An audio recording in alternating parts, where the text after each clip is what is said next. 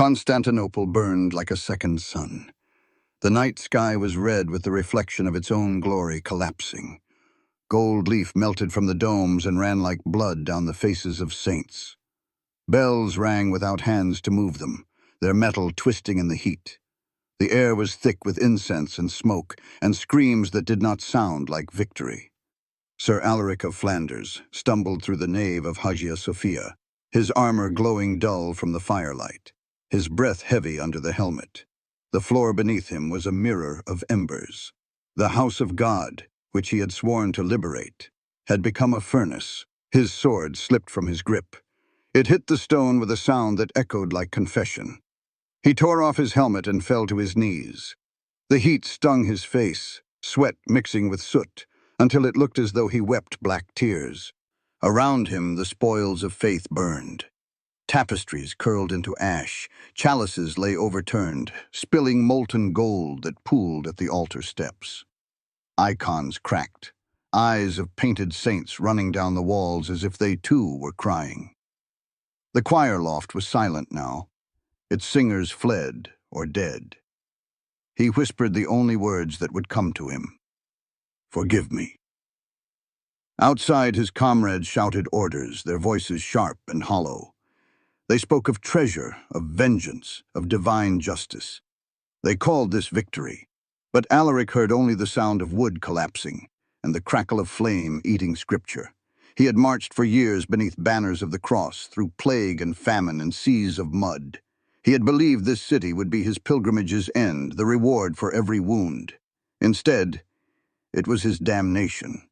Through the haze, he saw a movement, a figure crawling between pews, robes aflame. Without thought, Alaric rose and dragged the man toward the door. The priest's beard smoldered, his eyes wide but calm. "You are late to worship," he murmured, before the smoke claimed his voice. Alaric carried him as far as the courtyard, where the rain had begun to fall, thin and too late. He laid him down on the wet stone, but the old man did not move again. Lightning flashed, revealing the broken cross that still stood above the church, blackened but unfallen. He turned back toward the doorway. The fire within had grown brighter, almost holy. The flames moved like choirs, rising toward the dome where Christ once looked down in mosaic. The face was gone now, erased by heat, but Alaric could still feel the gaze. He stepped inside again. The air was thick, suffocating. He dropped to his knees in the center of the nave and looked up into the smoke. "You gave us this city," he said, voice trembling, "and we have taken you from it." The words vanished in the roar. His tears fell onto the stone, leaving tiny circles that hissed and vanished. He took off his gauntlets, touched the floor with bare hands, and felt the heat of everything he had destroyed. Behind him, one of his men entered, laughing, drunk on loot. "Alaric, there's gold in the sacristy." The knight did not answer. The man turned and saw him kneeling, unarmed, surrounded by fire. "What are you doing?" Alaric looked up, eyes red and shining. "Praying," the soldier scoffed. "For what?" "For forgiveness," Alaric said, "and for silence." The man hesitated, as if struck by something he could not name, then backed away. The flames swallowed his laughter. Alaric stayed until the roof cracked open and the rain finally began to fall in earnest. Drops hissed on the altar. Smoke curled like incense. He bowed his head, and his shoulders shook. He had come to save God's city, and instead found God weeping in it. He whispered again, barely audible beneath the storm, "If this is victory, let me never win again." It began with debt, not devotion. Venice had built the fleet for the crusade, expecting gold and gratitude. But the lords of Europe, proud and penniless, arrived without coin. The Doge saw opportunity where piety faltered. He turned an army of pilgrims into mercenaries. Their target shifted, their vows bent, and the holy war changed direction. Away from Egypt, away from the Saracens, toward another Christian shore. Zara fell first. A city of fellow believers. Its churches burned under banners of the cross. Pope Innocent excommunicated them, but his voice was a whisper against the wind of greed. The knights called it a necessity. The priests called it shame. No one called it holy. By 1203, Constantinople shimmered ahead, the greatest city in Christendom, a forest of domes and relics, wealth piled like sunlight. The Crusaders told themselves they came to restore a rightful emperor, to protect the unity of the faith. But their eyes betrayed them. They saw not the kingdom of heaven, but the gold that lined its gates. Sir Alaric of Flanders had marched with them from Venice, his faith simple and certain. He believed the banners still meant something, that sin could be washed away by war if only the cause was sacred enough. But by the time they reached the Bosporus, he had begun to feel the weight of silence from the sky. Each mass before battle felt emptier than the last. Each prayer for victory sounded more like hunger. The siege began in the spring of 1204. The city's walls, triple-layered and ancient, stood against them like the edge of the world. But hunger and betrayal are sharper than stone. With the Venetians' ships and fire-tipped arrows, the Latins breached the walls. What followed was not conquest. It was collapse. For 3 days, Constantinople was a wound. Churches looted, libraries burned, altars stripped of gold, women and children driven from sanctuaries. Latin hymns twisted into battle chants. The blood of Christians soaked Christian marble. Those who entered Hagia Sophia said it was like stepping into heaven, until they turned it into hell. They crowned their horses inside the sanctuary, spilled wine on the altar, and called it communion. The cross itself glowed red from the heat. Alaric rode through the city's gates on the second day, exhausted and afraid of what he already knew. He had seen men of his order drag chalices through the mud, tear veils from the icons, laugh as they looted relics older than their kingdoms. He had seen a monk struck down for refusing to yield his church. He had heard a soldier say, "Jerusalem will be richer for this." He looked up at the great dome rising over the city, once the crown of Christendom, now crowned with smoke. He whispered a line from the Psalms he could barely remember. "If I forget thee, O Jerusalem." But he did not finish, for how could he speak of remembering one holy city while burning another? That night, flames rose higher than the moon. The sea reflected it, 1,000 crucifixes of fire stretching to the horizon. The Venetians watched from their ships, the gold of their armor reflecting the light of the destruction they had purchased. No trumpet of angels sounded. No voice from heaven declared justice. Only the cries of the dying and the crackle of relics turning to ash. By dawn, Constantinople belonged to the Crusaders, and the Crusaders belonged to nothing. Sir Alaric rode through the streets, his horse slipping in the mud of melted wax and blood. He passed children clutching broken icons, monks carrying bones instead of books. The city that had once been called the New Jerusalem lay hollow. He dismounted before Hagia Sophia, where the doors hung open like the mouth of a grave. The sun rose behind the smoke, staining the sky red. Alaric removed his helmet, crossed himself out of habit, and whispered, "We have conquered God." No one heard him, and if heaven did, it gave no answer. Sir Alaric of Flanders had once been the kind of knight the church praised in its sermons. Pious, loyal, fearless. He had taken the cross at 19, believing the journey east would make him holy. His mother had given him a small psalter, its cover bound in worn leather, its pages lined with the prayers of saints. He kept it near his heart during every battle, as if the words could shield him where steel could not. He had fought in Sicily, in Zara, in the fields of Dalmatia. He had knelt beside priests who blessed the killing of their brothers, had listened to bishops turn scripture into weapon. Yet he never questioned. To doubt was sin, and sin, he was told, was weakness. But when the first Christian city fell to Christian hands, something cracked within him. The blood on his sword no longer felt righteous. By the time the fleet reached Constantinople, Alaric's faith had become a quiet ache. He rode not for glory, but to keep a promise he could no longer name. The other knights called him the monk in mail, because he prayed before battle and spoke little after. His silence unsettled them. They mistook conscience for pride. In camp he slept apart from the others. When they drank, he sharpened his blade in the dark, not to prepare for victory, but to punish himself for surviving. When they sang hymns for courage, he mouthed the words without voice. When he looked toward the golden city across the sea, he felt only dread. He had seen visions once, angels on the march, the hand of God guiding the armies of Christ.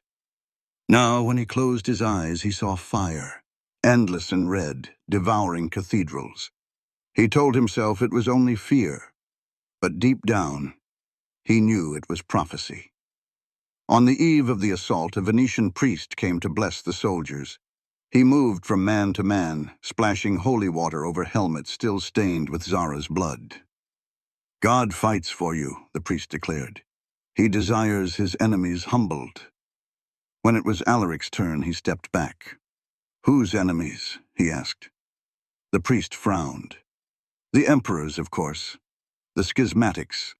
The Greeks who defy Rome." "And are they not Christians?" The priest hesitated. "They are lost." Alaric looked toward the city, its domes glinting in twilight. "So are we." The priest said nothing more. When the assault began, Alaric fought as he always had, with precision, with endurance, with prayers he no longer believed in. He broke through the walls, led his men through the narrow gates, and reached the heart of the city. Every street was chaos. Latin shouts, Greek cries, flames climbing faster than men could flee. He saw one of his own comrades strike down a monk who tried to protect an icon. The knight laughed, lifted the gilded frame, and said, "A relic fit for Rome." Alaric turned away, his stomach burning. He entered Hagia Sophia not as conqueror, but as penitent. The sound inside was not battle. It was weeping. Smoke filled the air like incense gone mad.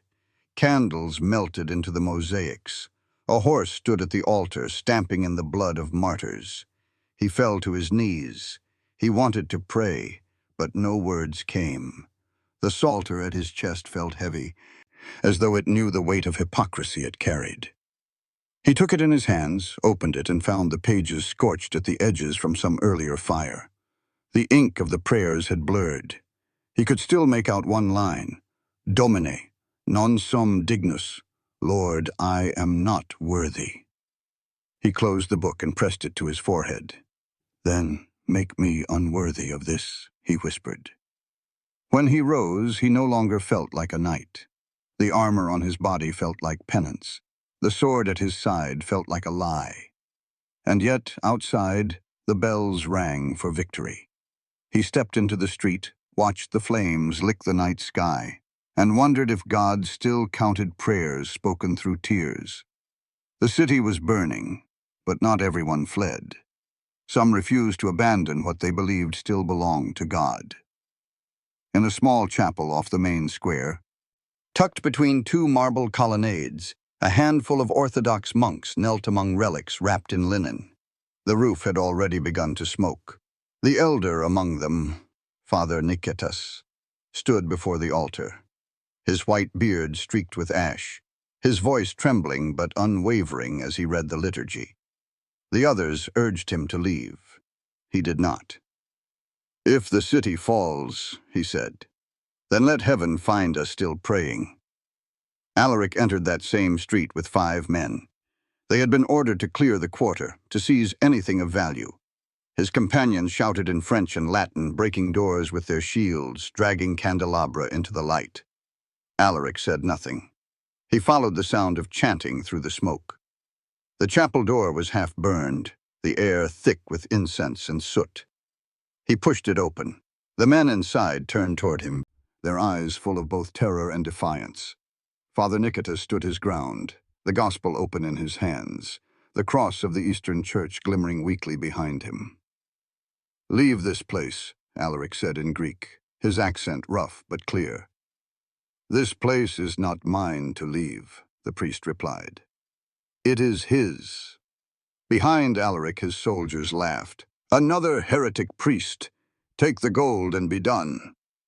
Alaric raised his hand, silencing them. "No, let them be." One of the younger knights sneered. "You've gone soft, Flemish. You forget why we came." Alaric turned slowly. "Do you remember?" The laughter stopped. He faced the priest again. "You pray while the city dies." Father Nicetas looked at the flames licking the rafters. "Then let my prayer be its last breath." Alaric took a step closer, sword lowered. He studied the old man, not as enemy, but as mirror. He saw the same exhaustion, the same refusal to surrender faith, even when faith had been twisted by fire. "What do you ask of your God now?" Alaric said. The priest smiled faintly. "That he forgive us for what we built in his name." The words struck like a blow. Alaric sheathed his sword.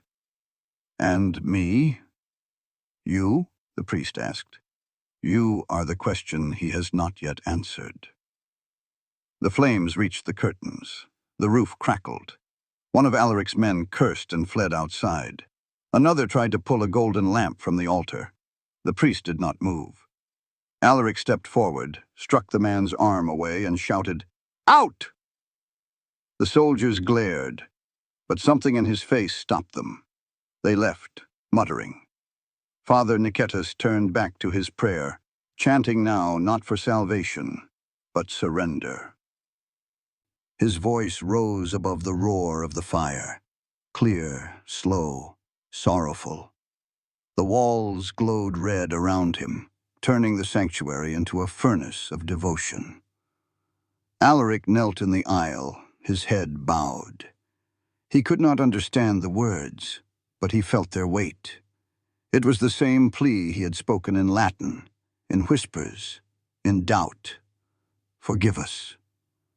The priest's eyes lifted toward the dome, as if he could see through the smoke into heaven. "Kyrie eleison," he said softly. "Lord, have mercy." Alaric answered without thinking. "Domine, miserere nobis." Their voices met. Two prayers, two tongues, one silence. The air between them seemed to still. The flames bent inward as if listening. Then the roof began to crumble. The priest smiled once, peaceful. "You are late to worship," he said. The beam fell. Alaric lunged forward, dragged the old man out through the doorway as the chapel collapsed. The others stared as the roof caved in, sending sparks into the night. When it was done, Alaric looked at the ruined doorway. Smoke billowed like incense from a broken censer. He realized the priest had never stopped praying, not for his life, but for Alaric's. He whispered, "And he heard you." Then he walked away from the flames, carrying silence in his hands. The night settled over Constantinople, not as darkness, but as an afterglow. The city still burning in pockets, like candles refusing to die. The air tasted of copper and salt. The smell of incense lingered over the smoke, too sacred to vanish, too faint to cleanse. Every breath was half a prayer, half a wound. Sir Alaric walked alone through the streets, stepping over broken chalices, pages of scripture, scattered relics that glimmered like dying stars. The world had become a cathedral of ash. His men were gone, drunk, triumphant, lost. He no longer heard their voices, only the quiet thunder of the sea against the harbor and the whisper of wind through hollow doors. He entered Hagia Sophia again. The doors sagged on their hinges, the marble steps slick with soot.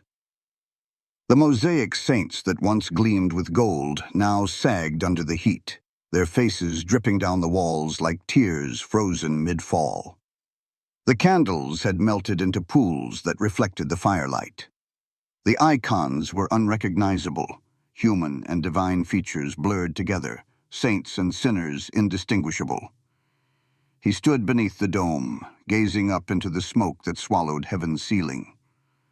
Once he had imagined angels here, the host of God surrounding light. Now he saw only emptiness. The silence was heavier than the heat. It pressed into him, filled his lungs, made him tremble. He knelt. The stone was warm, almost alive. "You asked for a crusade," he whispered, "and this is what we brought you." His voice cracked. "We built this fire for you. Does it please you?" The smoke answered with a sigh. The timbers groaned. From somewhere above, a fragment of glass fell, shattering like a star across the marble. He lifted his head, eyes stinging. "Say something," he said. "Anything." Nothing. The silence was not absence. It was judgment. He remembered the old priest's words. "You are the question he has not yet answered." The sentence now felt carved into him. He bowed his head again, unable to bear the weight of it. He crawled toward the altar. The golden cloth that once covered it had burned away, revealing charred stone streaked with melted wax. A fragment of an icon lay there. The Virgin's eye, still visible, watching through smoke. He picked it up, the edges sharp, the surface hot. He held it against his chest until it burned him. He did not drop it. He thought of the prayers he had recited since boyhood, the rhythm of Latin, the precision of devotion. They had once felt like armor. Now they felt like lies. "Were you ever with us?" he whispered. "Or did we only march for ourselves?" No answer came, only the soft hiss of rain beginning to fall through the cracks in the dome. The drops sizzled where they met the coals, sending small bursts of steam upward, like incense made of tears. He stayed that way for a long time until the sound of the rain became its own kind of prayer. The world outside dimmed. The fire grew smaller, weaker. For the first time he realized how bright the city had been before they came, how its gold had outshone the flames they brought to destroy it. He rose slowly. His armor scraped against the stone.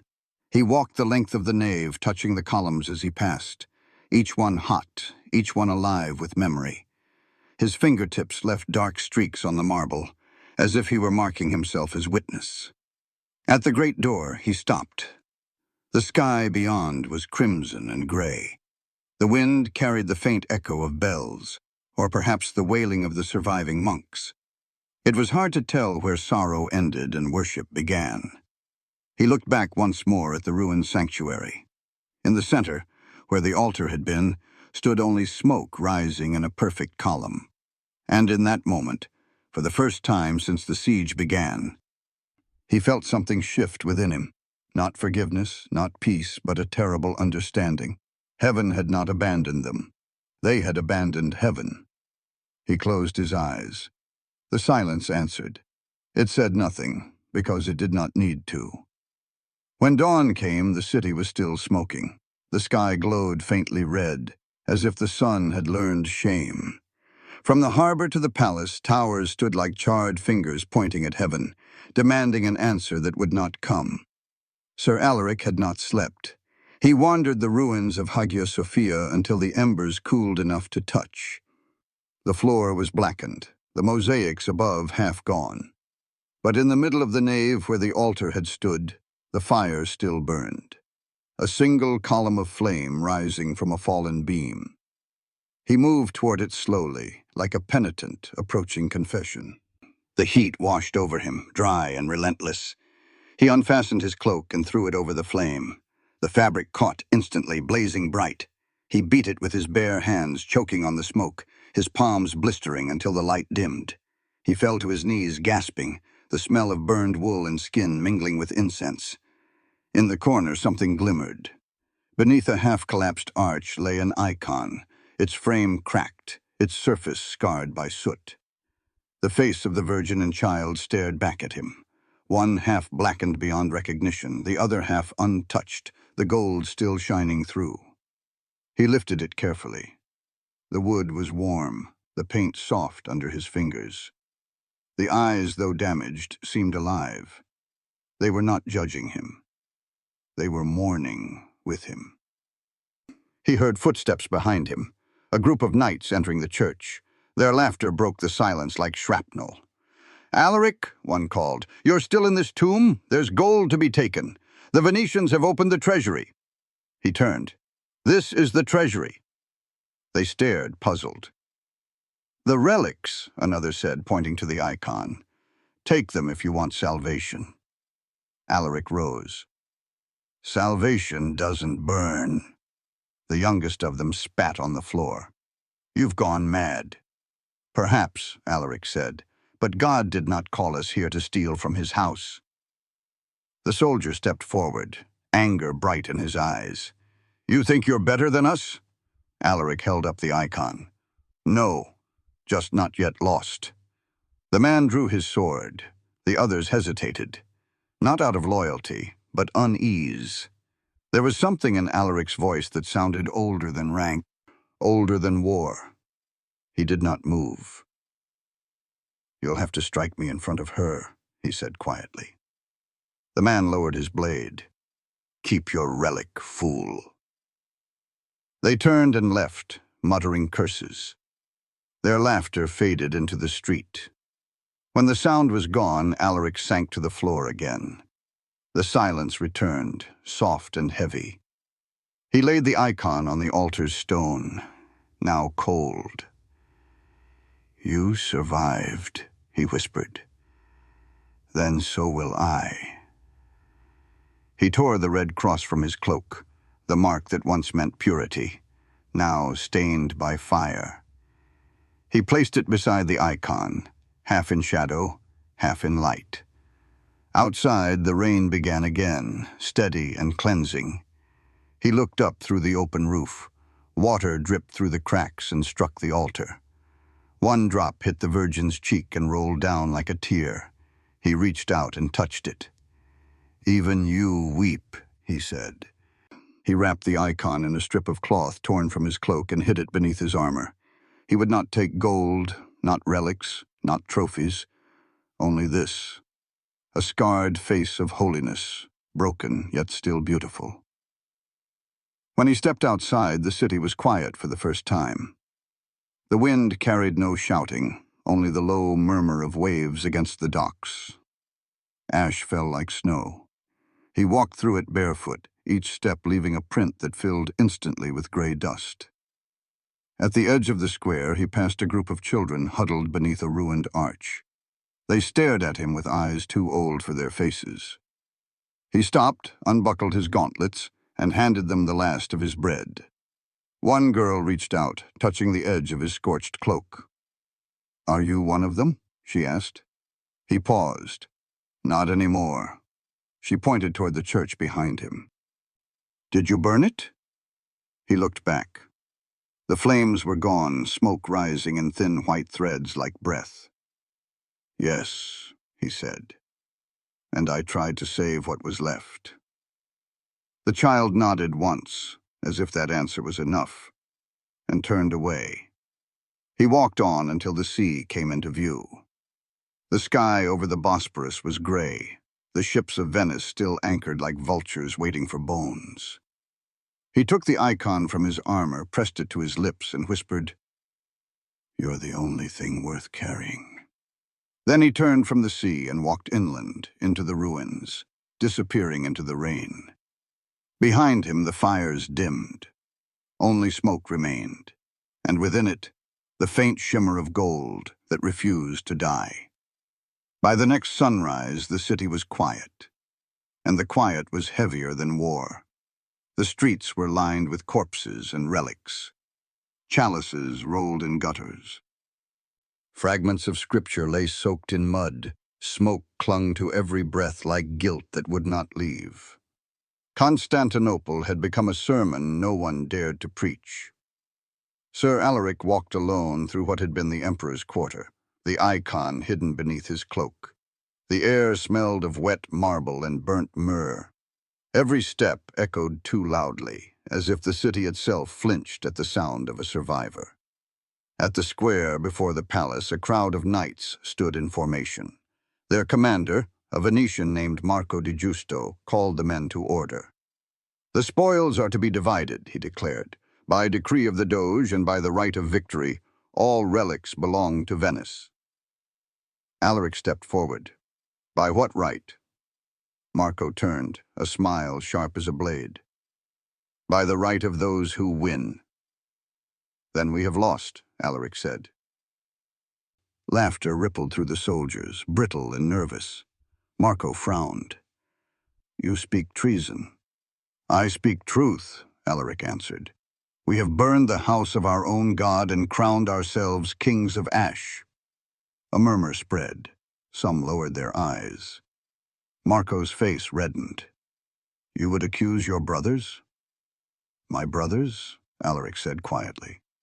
"Then why does my soul feel orphaned?" The Venetian raised his gauntlet. "Disarm him!" Two men moved forward. Alaric didn't resist. They tore his sword from its scabbard, stripped the cross from his chest. He stood unflinching, the rain washing soot from his face. "You are no longer of the order," Marco said. "You leave the city at dawn, under pain of death." Alaric bowed his head. "Then let dawn come quickly." They pushed him aside, back into the street. He fell to his knees in the mud. The crowd dispersed, coins clinking like mockery against the stones. When he rose, the icon pressed against his ribs, warm as heartbeat. He clutched it close. He wandered through the ruins until he reached the same chapel where he had met the old priest. The roof was gone now. Only the walls remained, open to the gray sky. Rain dripped onto the broken altar, running through cracks where gold had melted. He knelt again where the priest had stood and whispered, "I set out to fight the infidel, and became one." He placed the icon on the altar and removed his cloak. The cross he had torn from it now lay black and shriveled. He stared at it for a long time, then pressed it into the wet stone until it dissolved in the water. He prayed, not for salvation, but for memory, that the world might remember this moment long enough never to repeat it. At dusk, the wind shifted. It carried the faint sound of bells, distant, hesitant, as though the city itself were testing whether prayer was still allowed. He listened until the echoes faded. A small group of Byzantine women passed through the street, carrying baskets of bones they had gathered from the burned courtyards. One paused, seeing him kneeling. "You were one of them," she said softly in Greek. "Yes," he replied. "Then why do you weep?" He lifted the icon from the altar and turned it toward her. One half-scorched black, the other glowing faintly gold. "Because we took the light from those who had it." She stared at him for a long moment, then bowed her head and crossed herself. "Keep it," she said. "Perhaps it will learn to forgive you." When night fell, Alaric left the city. He did not look back. Behind him, Constantinople smoldered, its reflection trembling in the dark water of the Bosporus. The sea carried the ashes east, scattering them like the dust of saints. He walked until his feet found earth unburned, and there among olive trees he buried his armor. The weight of it left a hollow in the soil. Over that hollow he placed the icon, wrapped in his torn cloak. He whispered the last words of the psalm that had followed him since childhood. "If I take the wings of the morning, and dwell in the uttermost parts of the sea, even there shall thy hand lead me." Then he lay down beside it, not to die, but to rest. When the rain came again, it fell softly, as if the sky itself had remembered mercy. Years passed, empires shifted like tides. What the Crusaders called victory became history's greatest shame. Constantinople never healed. Its gold turned gray, its faith split like glass. Yet amid the ruins, one small story refused to die. the tale of a knight who wept in the church he burned, and the icon he carried into exile. It began as rumor among monks along the Adriatic coast. They spoke of a weary soldier who arrived from the east, cloaked in ash, carrying a wrapped bundle as carefully as a newborn. He refused to give his name. He asked only for a cell, a place to kneel, and silence. He never left that monastery. When he died, they found the bundle under his cot. Inside lay a single icon, the Virgin and Child, one half burned to charcoal, the other still shining gold. On the back, written in a trembling hand, were the Latin words, Domine, ignosce, militibus tuis. Lord, forgive your soldiers. The abbot kept it secret for years, afraid it might be taken as heresy, afraid Rome would not understand. But word spread. Pilgrims came to see it.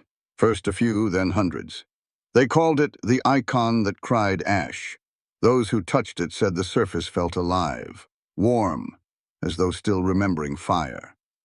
And if one looked long enough, they swore the blackened half seemed to shimmer faintly, as if the Virgin's sorrow could still breathe through the paint. In time, the monks placed it in a small chapel overlooking the sea. No banners hung there, no relics of conquest. Only that single icon, scarred and luminous, sitting on a plain stone altar. The monastery became a place of penance for soldiers who had once marched under the cross and no longer knew how to pray. One winter evening, a scholar from Venice visited. He had come searching for records of the Fourth Crusade, hoping to glorify its legacy. When he saw the icon, he could not speak. The abbot told him the story of the night, his tears, his exile, his prayer. The scholar left without writing a word. Later, a sailor carried the story westward, across the sea. He told it in taverns and chapels, in whispers and in wonder. Everywhere it went, the image grew. A knight kneeling in fire, an icon half destroyed, half divine. Centuries passed. The empire that once called itself holy faded into dust. The monastery fell into ruin, its name lost. But the icon survived. Moved from shrine to shrine, its gold dimming, its black deepening, its legend growing. Some said it traveled as far as Rome. Others said it was hidden in a Greek church near the Aegean, awaiting the day when the world would need to remember mercy again. In every retelling, one thing remained unchanged, the prayer written on its back. Lord, forgive your soldiers. No one knew the knight's name. No one needed to. The burned icon was his confession. Scholars still debate whether the relic is real, but faith does not require proof. It only needs remembrance. And somewhere in a forgotten chapel where sea and wind trade secrets, a flickering candle still burns before that image. One half in shadow, one half in light. The smoke rises upward, slow and silver, carrying the scent of salt and ash. It coils above the icon like the ghost of the fire that once destroyed a city and redeemed a man.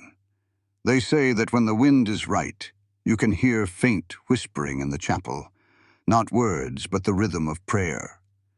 And if you listen closely beneath the sound of waves, it says what the knight once said as the flames consumed the altar. We burned your house, O Lord, but in the ashes I found you. And somewhere the wind answers. History would remember the year 1204 as triumph, the taking of Constantinople, the wealth of Byzantium seized in the name of Christ. But history, like fire, burns only what can be seen. What it never records is the silence that follows victory. The soldiers who returned to the West brought relics, not repentance. They spoke of glory, not grief. They placed jewels on altars bought with smoke. They said they had conquered the greatest city in the world. None said they had destroyed the holiest. Sir Alaric's name faded from their records, erased by convenience. Yet his act of mercy, his tears in the sanctuary, became the whisper that would not die. The monks who guarded the burned icon told his story not as legend, but as warning. They said, "He wept because he saw God's face in the ashes, and it looked like his own." In the years that followed, the Latin Empire withered. Constantinople rebelled and bled, reclaimed by those who had built it in faith. The gold looted from its churches was melted into crowns for men who never prayed. Empires ended, but the wound they made in heaven endured. Some said the fire of the Fourth Crusade never went out, that its embers smoldered in every war fought for righteousness instead of mercy. For how many times must men burn the house of God before they understand he lives in those they call enemy? In the ruins of Hagia Sophia, the mosaics were restored centuries later.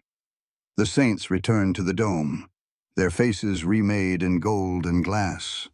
But no matter how the artists rebuilt them, there remained one faint stain on the marble of the nave, a dark circle where a man's tears had fallen into fire. No amount of polish could erase it. Pilgrims who noticed it would ask what caused the mark. The guides had no answer. Yet the city remembered, even if the world did not.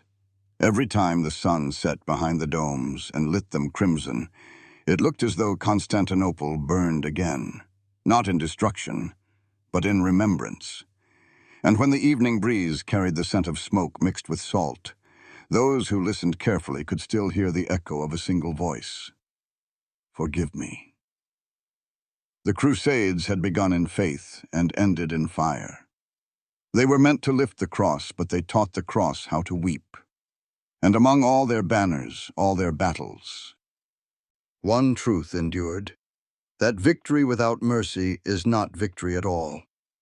The chroniclers who tried to write the history of the Fourth Crusade left a single line in their annals that never found a reader until centuries later. It said, "The soldiers took the city, but heaven remained closed." That was the true conquest, not of walls, but of hearts made hollow by obedience. Sir Alaric's life ended quietly, but his penance did not. The burned icon he saved became the only honest relic of that crusade, a mirror of both sin and salvation. And in the darkness of its charred half, faith was reborn, stripped of triumph, clothed in truth. He conquered a city, yes, but in doing so, he lost the world he had fought to save. Heaven was not taken that day. It was lost. And yet, in one man's tears, perhaps it began to return.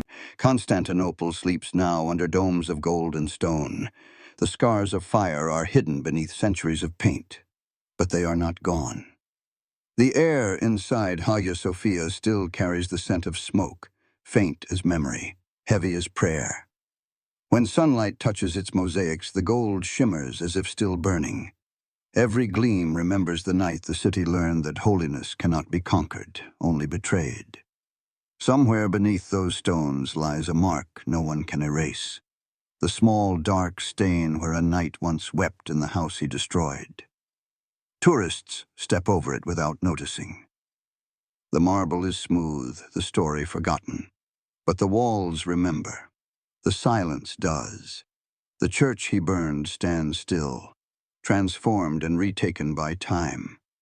Church, then mosque, then museum, now again a place of worship. And still the same wind moves through its arches, carrying a single truth from century to century. God does not dwell in walls, but in mercy. If heaven still waits for us, it waits not in conquest, but in tears. The Fourth Crusade became the mirror of all that faith can lose when power speaks louder than prayer. It was the moment when the cross set fire to itself and called it light. But even in that darkness, one man found grace in remorse. One knight dared to cry where others shouted victory. And maybe that is what saves us still, the tears that outlive the flames. For every city burned in the name of God, there has always been one soul who knelt amid the ruins and whispered, "Forgive me." For every army that marched under the banner of faith, there has always been one heart that understood faith needs no sword.